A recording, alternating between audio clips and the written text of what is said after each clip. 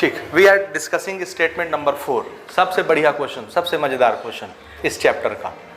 Prove that √2 is an irrational number. √2 पहले से irrational है, लेकिन हमको प्रूव करना है कि वो इरेशनल है, उसका प्रूफ देना है। हम सबको मालूम है कि √2 कैसा नंबर है, कोई भी नंबर जो रूट के अंदर रहता है रूट से बाहर नहीं निकल पाता। समझ रहे हैं? जो स्क्वायर रूट से बाहर ना निकल पाए वो इरेशनल नंबर है। क्या है? Irrational number. ठीक है ना? ठीक है कि नहीं? आपने क्लास 9th में सर्ट्स का एक एक्सरसाइज पढ़ा है, सर्ट्स का पढ़ा, एक ही एक्सरसाइज है सर्ट्स का, ठीक है ना, लास्ट एक्सरसाइज, उसमें आता है कौन सा इरेशनल है कौन सा नहीं है। ठीक है, 9th में। चलो हम वो डिस्कस नहीं करेंगे। √2 इरेशनल है ये हम जानते हैं, ठीक है ना। तो इसको प्रूव कैसे करेंगे? याद रखिएगा, ये ऐसे सवाल हैं जो इरेशनल हैं। अब प्रूव करने के लिए हम क्या हाथ पैर मारें, कौन सा सबूत दें?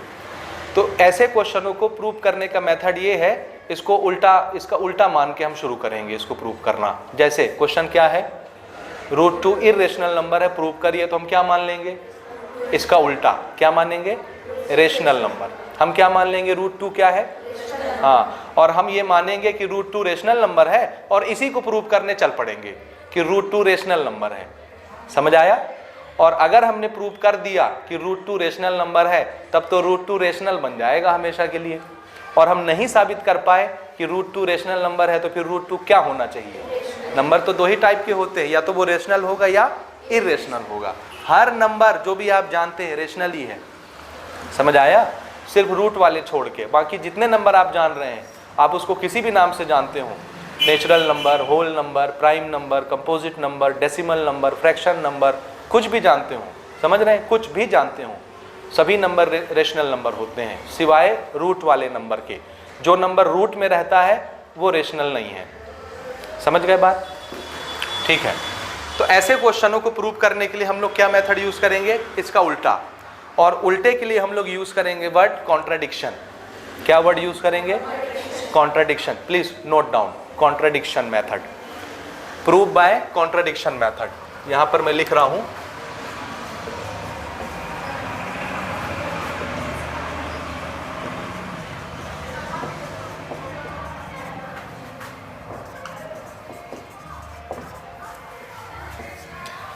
Contradiction method. ये शब्द याद रहेगा आपको, contradiction. What is the meaning of contradiction? जो सच्चाई है उसके बरअक्स कुछ मान के चलिए, उसका उल्टा मान के चलिए, सीधी सी बात। निगेट, जिसको निगेटिव बोलते हैं, उल्टा मान के चलिए। ऐसे स्टेटमेंट बनाइए जो निगेशन स्टेटमेंट हो। निगेशन मतलब उल्टा, ठीक है ना। हम बोलेंगे सूरज निकला है, आप क्या बोलेंगे? नहीं निकला है। हम बोलेंगे दिन है, तो आपको क्या बोलेंगे? रात है, इसका उल्टा। हम बोलेंगे ये इरेशनल, तो आप क्या बोलेंगे? रेशनल है। हम बोलेंगे ये पॉजिटिव है, तो आप क्या बोलेंगे? निगेटिव है। उल्टा, उल्टे को क्या बोलते हैं? कॉन्ट्राडिक्शन। उसका उल्टा मान के चलेंगे। तो हम क्या मान के चलेंगे? √2 क्या है? रेशनल नंबर है, ठीक है। और हम इसको रेशनल नंबर प्रूव करना स्टार्ट करेंगे। अगर हम फेल हो गए, नहीं कर पाए साबित रेशनल नंबर, तो ये क्या बन जाएगा? अपने आप इरेशनल प्रूव हो जाएगा। तो ऐसे क्वेश्चनों को इसी तरह प्रूव किया जाता है। उल्टा मानिए और उसको प्रूव करना शुरू करिए। हम जान रहे हैं हम गलत साबित हो ही करेंगे आगे चल के, तो ये अपने आप इरेशनल प्रूव हो जाएगा, ठीक है। ओके, तो हम ये मानेंगे कि ये क्या है? Irrational number. सॉल्व कर, शुरू करें बनाना, ठीक है। ठीक, late us suppose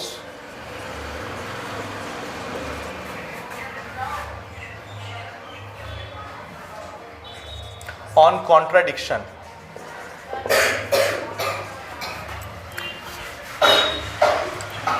√2 is a rational number.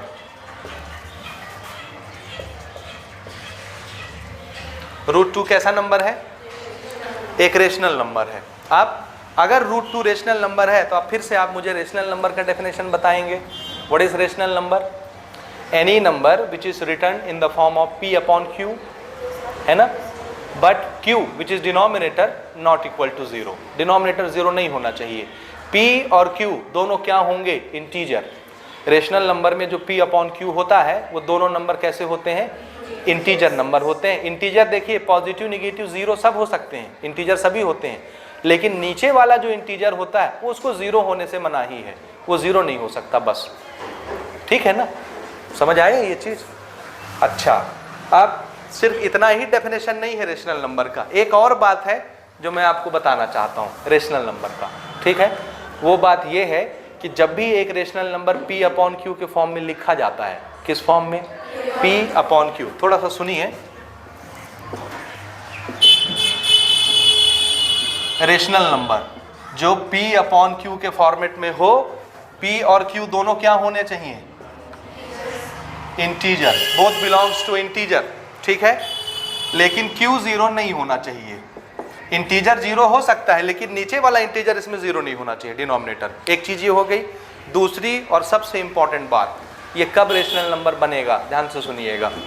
P और Q दोनों एक दूसरे के को प्राइम होने चाहिए। P and Q both are coprime. कैसे होने चाहिए? हाँ, अब एक नया शब्द आ गया फिर से, अभी पहले ही हमको समझ नहीं आ रहा था, अब ये कहाँ से समझ में आएगा, एक दुविधा और बढ़ गई आपकी। को प्राइम, को प्राइम ऐसे नंबर को बोला जाता है, ध्यान से सुनिए, को प्राइम ऐसे नंबर होते हैं, ये दोनों एक दूसरे के को प्राइम होंगे। को प्राइम ऐसे नंबर को बोला जाता है जिसका HCF सिर्फ 1 होता है, 1 के अलावा कोई दूसरा नंबर नहीं होता। अब फिर से नया शब्द आ गया HCF। अब ये क्या भला है? HCF तो आप पढ़ के आए हैं ना, लेकिन आप सिर्फ निकालना जानते हैं कि HCF निकालते कैसे हैं, आप ये नहीं जानते कि HCF कहते किसको हैं। हाँ, what is common factor? Common factor, highest को भी गोली मारिए, कॉमन को भी गोली मारिए, व्हाट इज फैक्टर? एक ऐसा नंबर जो उसको डिवाइड कर दे। तो इसको भी एक नंबर डिवाइड कर दे, इसको भी एक नंबर डिवाइड कर दे, है ना। लेकिन अगर एक ही नंबर इसको भी डिवाइड कर दे, इसको भी डिवाइड कर दे, तो ये इन दोनों का फैक्टर कहलाएगा। दोनों का फैक्टर मतलब कॉमन, इसलिए कॉमन फैक्टर। और ज्यादा से ज्यादा इसका कॉमन फैक्टर कितना होना चाहिए? 1। ये 1 गिनती वाला 1 नहीं है, कोई एक नंबर, या गिनती वाला 1 ही समझ लो। समझ रहे हैं ना? या मातृभाषा में मैं अगर बोलूं तो ऐसे बोलूं, इन दोनों का एक ही ठो कॉमन फैक्टर होना चाहिए। एक ही ठो मतलब समझ रहे हैं ना? एक ठो, ओनली 1 पीस, 1 नंबर, कुछ भी एक नंबर एक ही होना चाहिए। दूसरे किसी नंबर से अगर ये डिवाइड हुए दोनों, तो फिर ये रेशनल ही नहीं कहलाएंगे, फेल हो जाएंगे। रेशनल नंबर की सबसे इंपॉर्टेंट प्रॉपर्टी ये है कि P अपॉन Q के फॉर्मेट में जो लिखा जाता है, न्यूमरेटर डिनोमिनेटर दोनों नंबर का HCF कितना होना चाहिए? 1। यानी हाईएस्ट से हाईएस्ट कॉमन फैक्टर क्या ठो मिलने चाहिए? एक ठो। एक ही नंबर ऐसा होगा इस संसार में जो इसको भी डिवाइड कर दे, इसको भी डिवाइड कर दे, एक ही होना चाहिए नंबर, तब ये रेशनल नंबर बनेगा। This is the meaning of को प्राइम। समझ आया? What is the meaning of को prime? A and B has highest common factor 1 आप चाहे गिनती वाला समझ लो, चाहे एक ठो समझ लो। समझ आ रहा है? एक ठो बोलने से आ रहा है समझ में? एक ही कोई ऐसा नंबर होगा जो इसको भी डिवाइड कर सकता होगा, इसको भी डिवाइड कर सकता होगा। दूसरा कोई नंबर नहीं है संसार में जो अकेले इन दोनों को डिवाइड कर दे। किसी नंबर से ये डिवाइड होता होगा लेकिन ये नहीं होता होगा, किसी नंबर से ये डिवाइड होता होगा लेकिन ये नहीं होता होगा। एक ही नंबर होगा दुनिया में जो इसको भी कर सके डिवाइड और इसको भी कर सके डिवाइड। ये है को प्राइम। समझ आया? तो रेशनल नंबर की शर्त क्या होती है? इंपॉर्टेंट शर्त, दोनों A और B कैसे होते हैं? P और Q को प्राइम होते हैं। यहां तक आपको समझ में आ गई बात? अब सुनिए, हमने क्या बोला? √2 क्या है? तो पक्का अगर ये रेशनल नंबर है तो इसको हम P अपॉन Q के फॉर्मेट में लिख सकते हैं कि नहीं? अब ये P क्या होता है? इंटीजर। Q क्या होता है? इंटीजर। और दोनों का HCF कितना होता है? यानी दोनों क्या होते हैं आपस में? को प्राइम। एक ही तो कॉमन फैक्टर होता है दोनों का, तभी ये क्या कहलाता है? Rational number. समझ आया यहां तक? हाँ, अब सुनिए, if 2 is rational number then there exist 2 integers, 1 integer is P, 1 integer is Q। मैं कुछ भी ले सकता हूँ PQ के अलावा भी, ABCD भी ले सकता हूँ, मैं ABCD लूंगा, ठीक है ना? ठीक है। और वो दोनों A और B दोनों कैसे होंगे? को प्राइम। यानी एक ही उनका कॉमन फैक्टर होगा, उससे ज्यादा नहीं हो सकता, तभी वो रेशनल नंबर होगा। समझ आया? और यही चमत्कार इसमें आगे चल के हम करने वाले हैं। अगर मैं A और B इन दोनों का एक ठो और कॉमन फैक्टर ढूंढ के ले आऊं तो ये रेशनल रहेंगे क्या? नहीं। इसीलिए अगर रेशनल नहीं रह पाए तो क्या बन जाएंगे? इरेशनल, ये प्रूव हो जाएगा। समझ आया हमको क्या ढूंढना है इसमें? क्या ढूंढना है? हाँ, अभी हम मान के चलेंगे कि ये रेशनल नंबर है तो इसको P अपॉन Q के फॉर्म में लिख देंगे। ये और ये अगर रेशनल है तो इसका एक ही ठो कॉमन फैक्टर होगा, को प्राइम होंगे। मैं अगर एक ठो और कॉमन फैक्टर ढूंढ के ले आऊं तो फिर ये रेशनल से खारिज बाहर चला जाएगा, फेल हो जाएगा, रेशनल की शर्त खत्म हो जाएगी, तो फिर ये क्या बन जाएगा? इर्रेशनल। बात समझे आप कि नहीं समझे? शुरू करें। Now let us suppose on contradiction method √2 is a rational number, then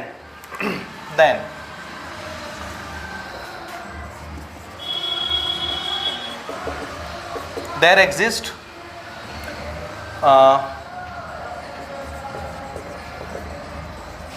positive integers, positive negative किसी भी टाइप के, there exist integers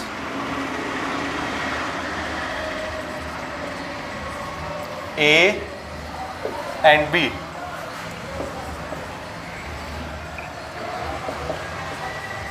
which are co-prime। ये समझ आ रहा है? को-प्राइम लिख रहा हूं पक्का। अगर ये रेशनल है तो पक्का एक A और B कोई ऐसे इंटीजर होंगे इसको P अपॉन Q के फॉर्म में लिखने के लिए, और ये दोनों नंबर कैसे होंगे आपस में, यानी इनका एक ही ठो कॉमन फैक्टर होगा। समझ आया? तो रेशनल नंबर के डेफिनेशन से, by definition of rational number, इसको क्या लिख सकते हैं? देखिए √2, इसको मैं रेशनल मान रहा हूं तो रेशनल नंबर का डेफिनेशन क्या बोलता है, किस फॉर्मेट में लिखा जा सकता है? P अपॉन Q, और एक को मैंने माना है A, एक को मैंने माना है B, तो इसको मैं क्या लिख सकता हूं? A upon B, where A B belongs to integer and B does not equal to 0 and A and B have co-prime या common factor। समझ रहे हैं ना?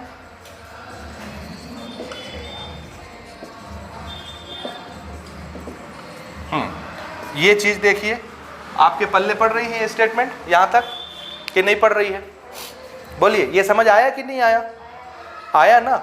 इस क्वेश्चन का एक्सप्लेनेशन इससे बेस्ट आपको दुनिया में नहीं मिलेगा, ये मेरा दावा है। क्या है? हर दावा के लिए क्या चाहिए? दलील, और वो दलील मैं दे रहा हूं आपको। कंटिन्यू, ठीक है? ठीक है, यहां तक समझ आया? A and B are rational number, इसको हमने रेशनल माना तो हम इसको रेशनल के फॉर्मेट में लिख दिए। यहां तक समझे आप कि नहीं समझे? आप एप्लीकेशन स्टार्ट करते हैं। Squaring on the both side, दोनों तरफ स्क्वायर कर दीजिए।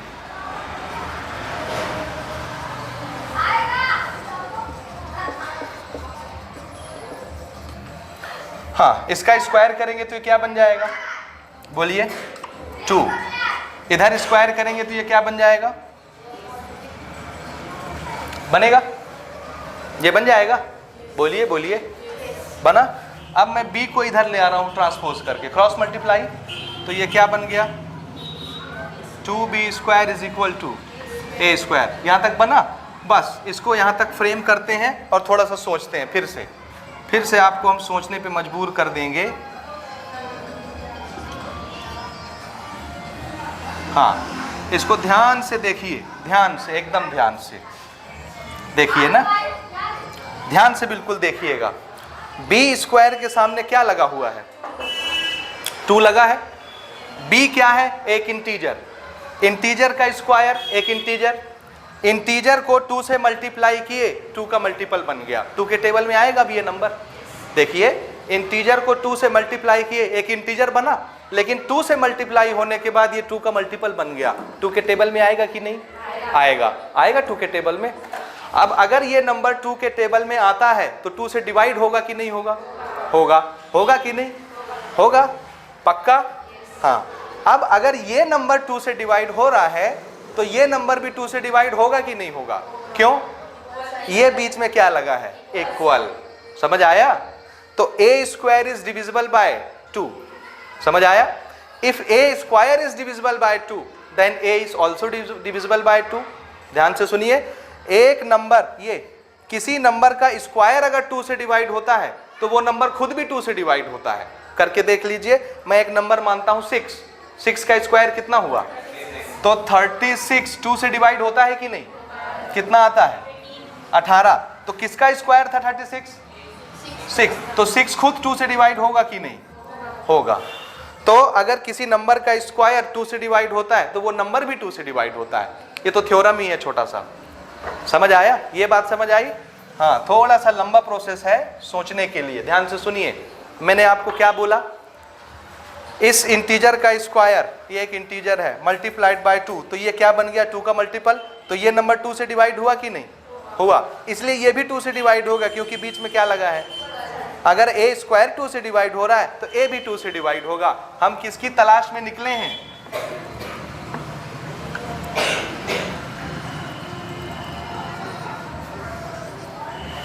हम किसकी तलाश में निकले हैं, a और b का एक ही ठो हाईएस्ट कॉमन फैक्टर था। अभी अभी मैंने क्या निकाला, a किससे डिवाइड हो रहा है 2 से। यहां मैंने क्या बताया, a किससे डिवाइड होता है, ये दोनों किससे डिवाइड होने चाहिए 1 से। अभी यहां मैंने क्या डिक्लेयर किया, a किससे डिवाइड हो रहा है 2 से। अब अगर यही चीज मैं b के लिए भी लगा दूं कि b भी 2 से डिवाइड होता है तो दोनों का एक कॉमन फैक्टर और क्या मिल जाएगा 2। दोनों नंबर a और b 2 से डिवाइड होते हैं तो रेशनल की प्रॉपर्टी बाकी रही कि मर गई। भाई रेशनल की प्रॉपर्टी क्या होती है, सिर्फ 1 से डिवाइड होने चाहिए, कॉमन फैक्टर एक ही होना चाहिए, वो 1 है। अगर 2 भी कॉमन फैक्टर बन गया तो 2 ठो कॉमन फैक्टर नहीं हो गए, हो सकता है क्या ऐसा, नहीं होना चाहिए। तो फिर ये रेशनल बचे रहेगा क्या, नहीं, खत्म हो जाएगा। बात समझ रहे हैं? अब इस चीज को मैं लिखूं स्टेटमेंट में, लिखूं ना, देखिए, since 2b square is divisible by 2, ठीक है, समझ आ रहा है? ये नंबर 2b स्क्वायर 2 से डिविजिबल होगा कि नहीं, ये समझ रहे हो क्यों होगा, क्यों, क्योंकि ये क्या है 2 का मल्टीपल, हाँ 2 का मल्टीपल है, इसलिए 2 से डिवाइड भी हो जाएगा। जो 2 के टेबल में आता है 2 से डिवाइड हो जाता है। अब ये 2 से डिवाइड हो रहा है तो ये भी, देयरफॉर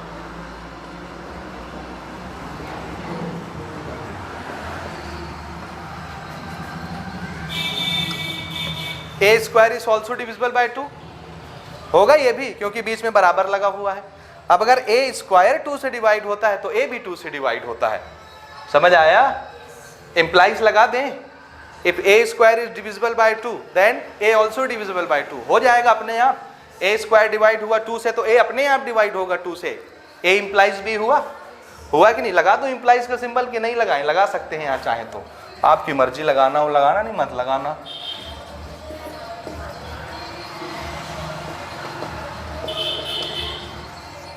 हाँ, हमारे काम का ये स्टेटमेंट है, ये ठीक है, फ्रेम हो गया, ये हो गया यहां तक। अब आगे की कहानी सुनिए, उधर का मिटा दूं अब मैं,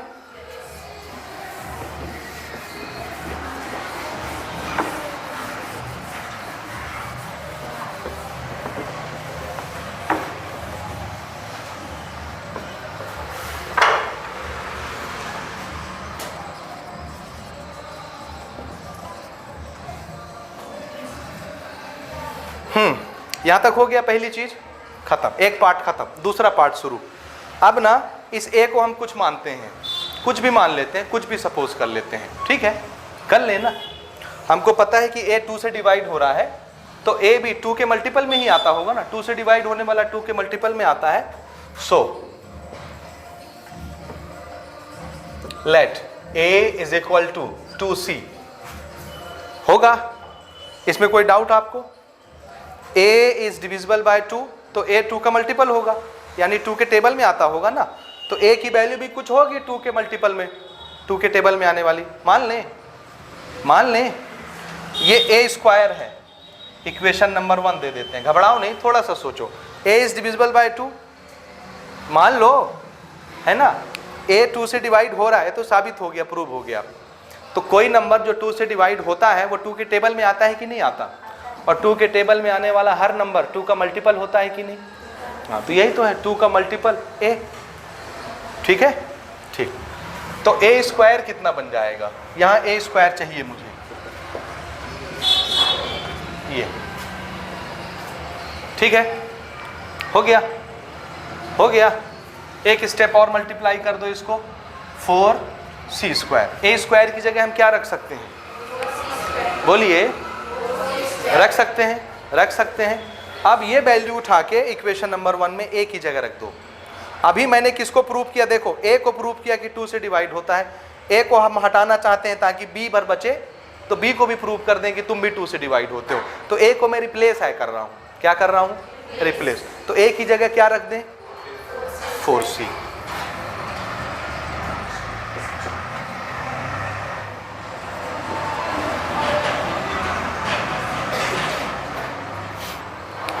हो गया? यहां तक समझ आया कि नहीं आया? आया? आया कि नहीं, बोलो ना। हाँ, अब देखिए इसको भी फ्रेम करिए। देखिए ये कोई इंटीजर है सी, कोई भी इंटीजर होगा, होगा प्लस माइनस 0 कोई भी नंबर इंटीजर है। 4 का मल्टीप्लाई हमने किया है, तो ये भी 2 का मल्टीपल बना कि नहीं बना? 4 को क्या लिख सकते हो, 2 इंटू 2, तो 2 का मल्टीपल है कि नहीं है? 2 का मल्टीपल है तो 2 से डिवाइड होगा कि नहीं, बताइए। 4c² 2 से डिवाइड हो जाएगा कि नहीं, हो जाएगा। अगर ये 2 से डिवाइड हो रहा है तो ये भी 2 से डिवाइड होगा कि नहीं, क्यों, बीच में इक्वल लगा है, समझ आया। अब अगर 2b² 2 से डिवाइड होता है तो 2b भी 2 से डिवाइड हो जाएगा कि नहीं, बोलिए, हो जाएगा। या ठहरो, आपका परेशानी हम दूर कर देते हैं, इस 2 को उधर भेजते हैं, नीचे भेज दें, तो ये क्या बचा,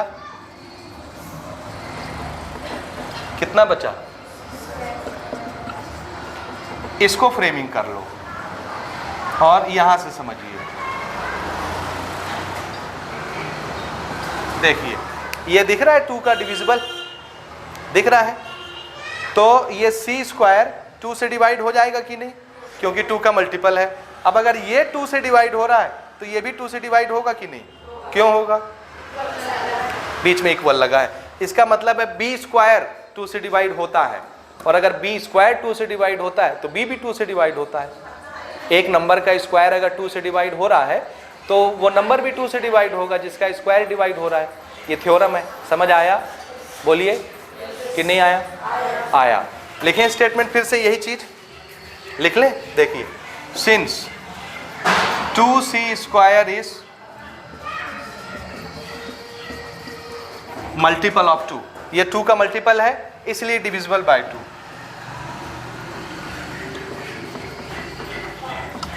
ये 2 से डिवाइड होता है इसलिए b² is also divisible by 2। b² भी 2 से डिवाइड होगा, और अगर b² 2 से डिवाइड होता है तो b भी 2 से डिवाइड होगा।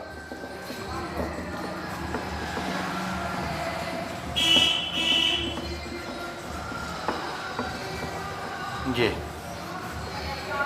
हो गया फ्रेमिंग। आप देखिए a भी 2 से डिवाइड, b भी 2 से डिवाइड। हमने शुरू में क्या मान के स्टार्ट किया था कहानी, a और b को प्राइम है। को प्राइम यानी सिर्फ एक तो फैक्टर होगा, कौन, 1, तो 1 ही a और b को डिवाइड कर सकता है, दूसरा कोई नंबर नहीं। और यहाँ क्या आ गया, 2 भी a को डिवाइड कर पा रहा है और b को भी डिवाइड कर पा रहा है, तो ये दोनों को प्राइम रहे क्या, नहीं रहे, ठीक है। तो स्टेटमेंट कैसे लिखेंगे, अब आपको स्टेटमेंट लिखना है, कैसे लिखेंगे,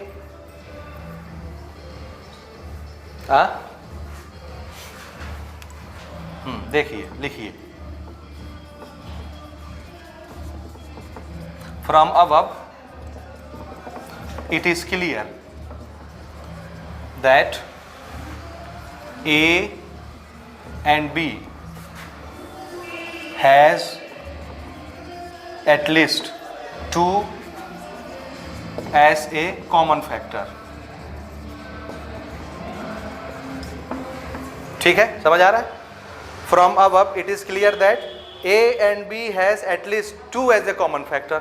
बात समझ में आया, A को भी 2 डिवाइड कर रहा है, B को भी 2 डिवाइड कर रहा है, तो 2 क्या है A और B का, एटलीस्ट कॉमन फैक्टर तो होगा 2 की, नहीं होगा। और शुरू में हमने क्या माना था कि A और B को प्राइम है, ये को प्राइम बचा क्या, अगर 2 कॉमन फैक्टर है इसलिए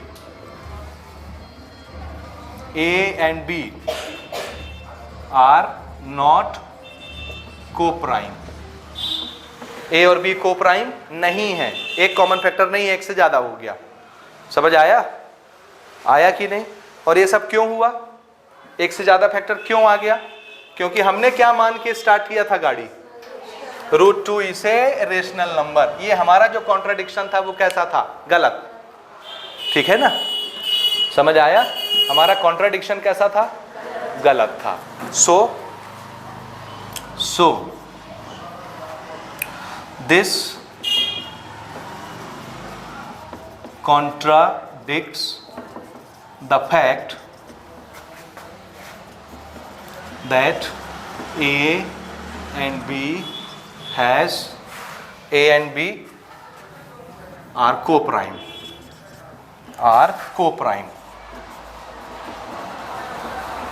ठीक है, ये हमारे इस नियम के खिलाफ है, कॉन्ट्राडिक्ट करता है कि A और B को प्राइम है। और ये सब क्यों हुआ यहां पर लिख देता हूं मैं।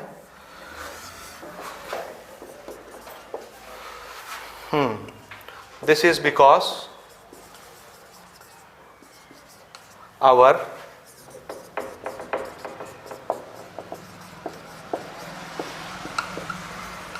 assumption was wrong। हमने जो शुरू में एज्यूम किया था कि √2 रेशनल नंबर है वो गलत है।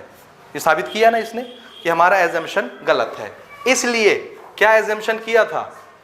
√2 इस रेशनल नंबर, इसलिए √2 क्या होगा?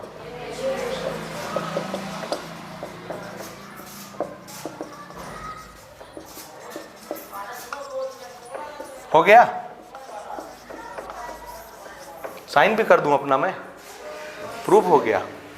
समझ आया? ये आया कैसे करना है? अब आपको कोई डाउट हो तो आप मुझसे बेशक पूछ सकते हैं। ठीक है, नोट करें इसको।